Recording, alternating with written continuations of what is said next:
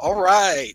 How's everybody doing? This is Reggie Insurance Fellow, and welcome to Keeping Carolina Families Covered.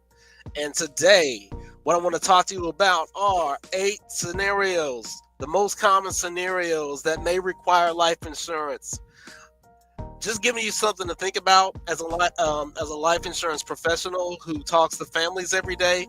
There's just 8 scenarios that are most common that people may not think about, but I'm just going to go briefly into the scenarios and why it's so important to do it.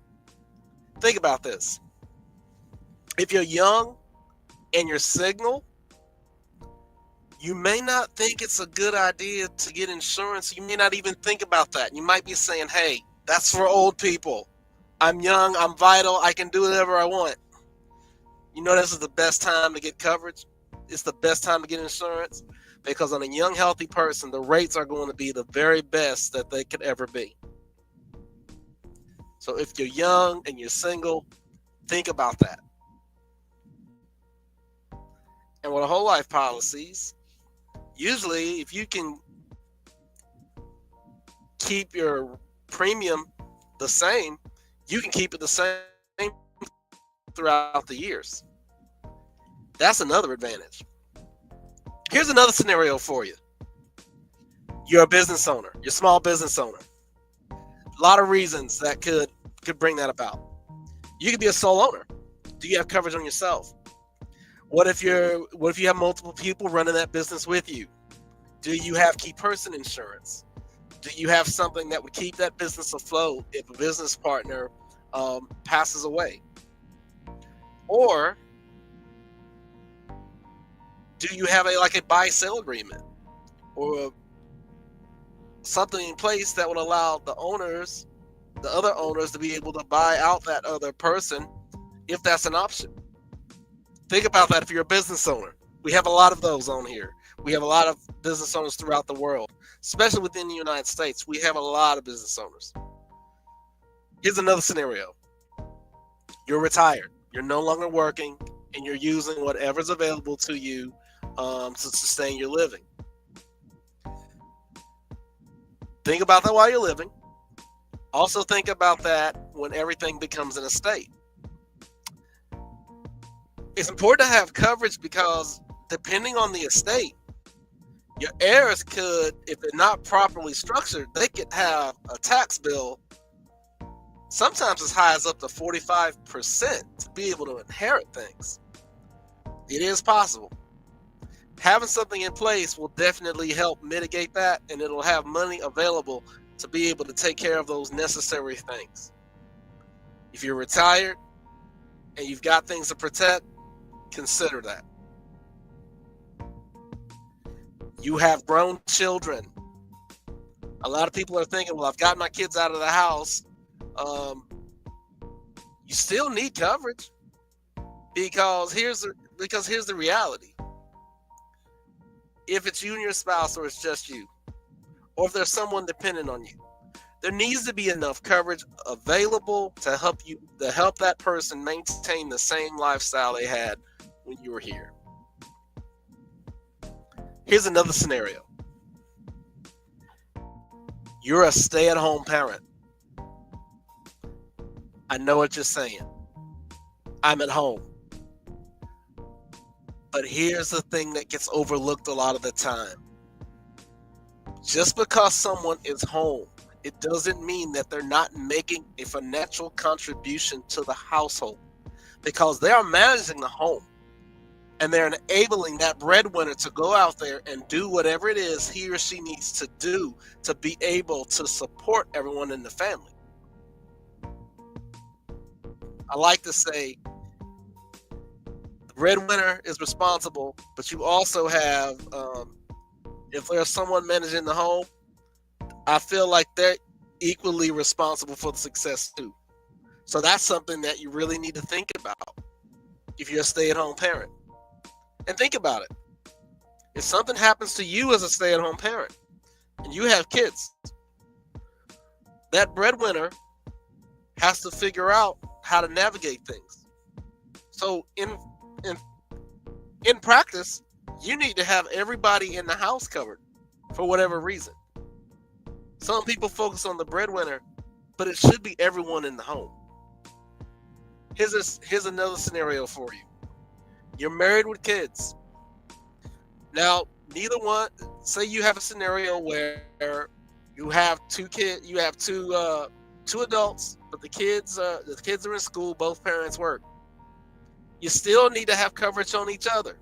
Here is why: because if you're both working and something happens to one, you go from two incomes now down to one. But that one still has the responsibility of covering everything in that household and maintaining the lifestyle for their kids at the same level when there were two people there. You were single and now you just got married. Ooh, yes. And now you're a married couple and you're living together. You may have had coverage as a single person. If you don't, if you don't have it as a married person, you may want to consider it, because depending on which state, that's going to prove very, very beneficial. Some couples have no debt. Some couples may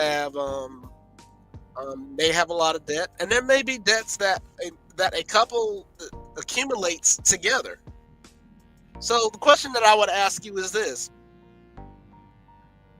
if something happened to you, would your surviving spouse have enough from your coverage to be able to cover things like credit card debts, loans, mortgages, or anything else that would happen? If you got enough coverage, that's great. But if you don't, that may or looking to change that, that's definitely something to look into, because that is a scenario that often trips people up, because one assumes the other has it. And sometimes they find out how much they don't have it when a real situation occurs. Here's one where it is the most critical. Now I save this one for last because this affects nearly 4 in 10 households, and that is being a single parent. Did you know 4 in 10 of 4 out of 10 single parents either have no insurance coverage, or the coverage they have is not sufficient enough to take care of the needs that they have for themselves and for their kids? This is very important, because if you're the sole parent responsible, you may be all they have. Being able to have a plan in place to take care of those loved ones in the event of you deceasing is critical. The last several minutes, I went over at least 8 different scenarios, and they're the most common. But they oftentimes can be overlooked because we know taking care of one's future is not the most easy or the most comfortable topic to discuss. But ladies and gentlemen, I come to you as a professional to let you know it's necessary. I always tell people, look, have the hard conversations now before they become more difficult ones later. Listen, if you like this video, don't forget to like, don't forget to share, don't forget to subscribe, don't forget to comment. Let me know if you like this, like the content that I'm sharing with you. Because I feel like as a professional, it's important to reach people, but it's more important to educate and to make sure people have the right information they need to be able to make an informed decision. I always tell people, have a say while you still have a say. And if you're looking at insurance, especially you have a family, check out those wills. You might need one. Check out those different powers of attorney that may pertain to you. Someone else may have to take care of your affairs before your demise. Have someone know what your goals are, what your intent is, while you can effectively articulate that. Because if not, the state in which you live could decide it, or it could be a judge deciding it. Just wanted to throw that in there as well. Anyway, I'm the insurance fellow. and I do my best to help and assist in keeping Carolina families covered. I am licensed in North Carolina, I am licensed in South Carolina, and I'm licensed in the state of Virginia. And if I don't have licenses in those states, I have plenty of partners who do. The importance is help people get the coverage they need when they need it, and so that they're educated and that they're informed and that they can take care of their families and they can go from what keeps them up at night to some level of peace of mind. Thank you and have a glorious day.